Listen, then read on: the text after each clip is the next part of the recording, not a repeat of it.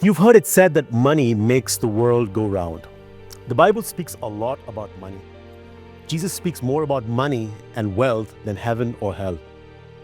The Kohelet in the book of Ecclesiastes also speaks about money and wealth, but he warns about the vanity of wealth. He warns that the love of money is insatiable. Someone asked John D. Rockefeller, the richest man in the world at one time, "How much money do you need to be satisfied?"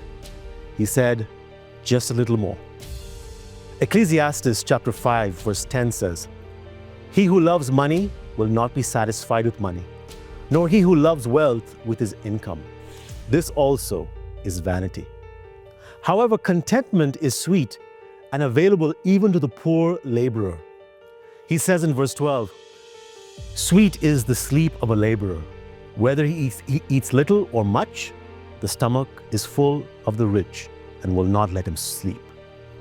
Wealth comes with its problems. Many of us have fantasies about what we would do if we won the lottery or got rich all of a sudden. But the stories of those who have won lotteries is often a sad tale. Many of them end up worse than they were before winning the lottery, becoming victims of scams and so-called friends.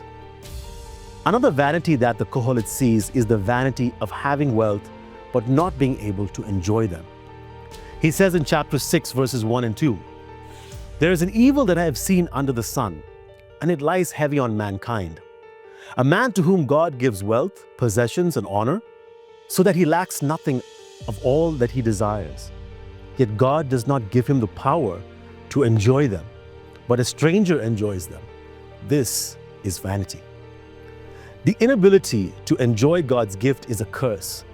He goes on to say this in verse 3.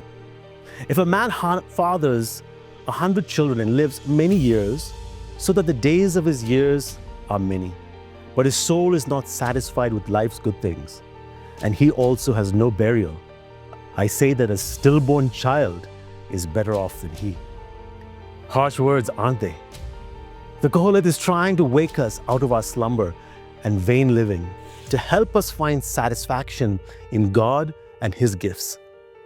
Yet there's always been a mad rush for wealth at any cost.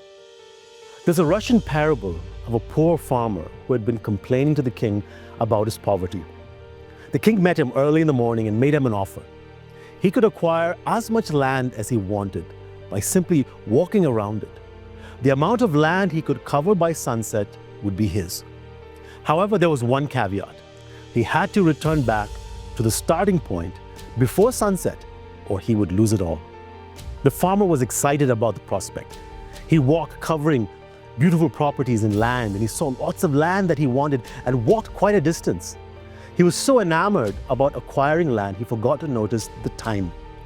When it came time to the sunset, he remembered the conditions set by the king and ran back as fast as he could, having traveled so far. He pushed himself and finally made it back in time, but he collapsed and died from exhaustion. The parable ends with a question: how much land does a man really need? The answer, 6 by 3, the size of a burial plot. The Kohelet also observes this vanity about wealth. He says in chapter 5 verse 15, "As he came from his mother's womb, he shall go again. Naked as he came, and shall take nothing for his toil that he may carry away in his hand." The ultimate reality of death is the Kohelet's way of reminding us about the vanity of putting your desires on wealth. Jesus also warns about the dangers of making wealth your treasure. He says in Matthew chapter 6 verses 19 to 21, "Do not store up for yourselves treasures on earth where moth can consume and insects destroy, where thieves break in and steal. But store up for yourselves treasures in heaven, where neither moth nor consuming insect destroy, and where thieves do not break in or steal. For where your treasure is, there your heart will be also." When we use our God-given wealth for the purposes of the kingdom, we have a wealth that lasts for eternity. Wealth is a gift from God given to us as His stewards. As stewards, we do not hold on to this wealth as if it is ours, but as if it is God's. We must steward the use of this money for kingdom purposes, helping the poor and needy, and towards advancing the kingdom work of God. Ultimately, we can be satisfied with whatever wealth we have because our true wealth is in knowing God through Jesus Christ, in whom we have our eternal inheritance and reward.